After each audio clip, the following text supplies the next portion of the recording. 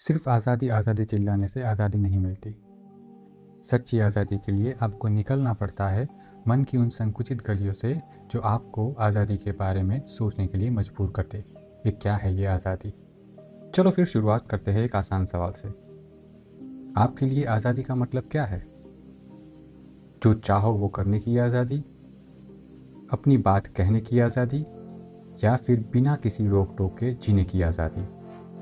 ज़रा सोचिए, अगर आपको पूरी बिना किसी सीमा की आज़ादी मिल जाए तो क्या सच में आप खुश रह पाएंगे या फिर सब कुछ बिगड़ जाएगा? हम आज़ादी शब्द रोज़ बोलते हैं, पर कभी रुककर सोचा है कि किससे आज़ादी चाहिए और क्यों आज़ादी चाहिए?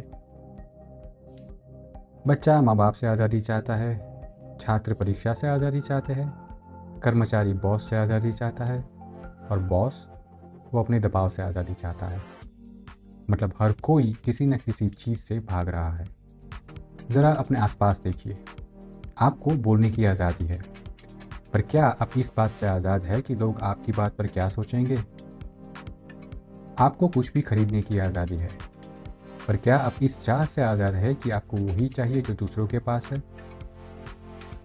आप कहीं भी जा सकते हैं, पर क्या आप उस दिमाग से आज़ाद है जो अकेले होने पर बार बार पछतावे दोहराता है? वो मोबाइल जो आपने लिया, वो सपना जो आप देख रहे हैं, वो चाहना, वो सब क्या वाकई आपकी चाह है या फिर समाज विज्ञापन और तुलना ने आपके अंदर डाल दिया है?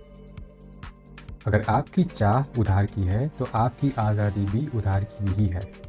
शायद असली आज़ादी कंट्रोल में नहीं बल्कि जागरूकता में है। वो एक पल जब आप अपने विचार को देखते हैं और कहते हैं कि रुको, क्या मैं वाकई ऐसा करना चाहता हूँ? ये खुद को पूछने की पल ही है आज़ादी की शुरुआत।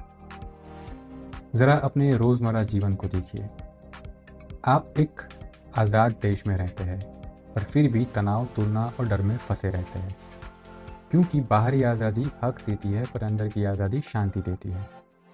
अगर भीतर की स्पष्टता नहीं तो बाहर की दुनिया भी एक कैद बन जाती है। शायद आज़ादी सीमाओं के खिलाफ नहीं बल्कि सीमाओं के भीतर सजगता से जीने का नाम है, क्योंकि जब आप अपनी सीमाओं से लड़ना छोड़ देते हैं तो आप उनमें फंसना भी छोड़ देते हैं, और वही होती है असली आज़ादी।